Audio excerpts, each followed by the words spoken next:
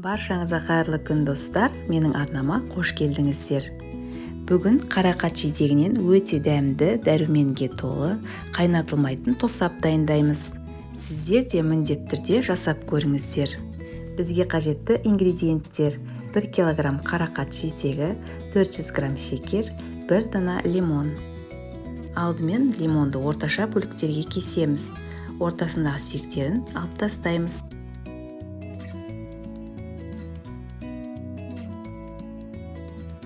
Ыдыстағы қарақат жидегіне лимонды және шекерді салып, жақсылап блендермен езіп аламыз. Шекері еру үшін 30 минутқа қалдырамыз. Шекері ерігеннен кейін пластмасса ыдыстарға салып, мұздатқышта сақтайтын боламыз. Қыстың суық күндері иммунитетті көтеретін дәруменді тосапты сіздер де осы әдіспен дайындап алыңыздар. Ас болсын. Жаңа рецепттерді жіберіп алмас үшін каналыма тіркеліп қойыңыздар. Лайк басып, пікір қалдырыңыздар.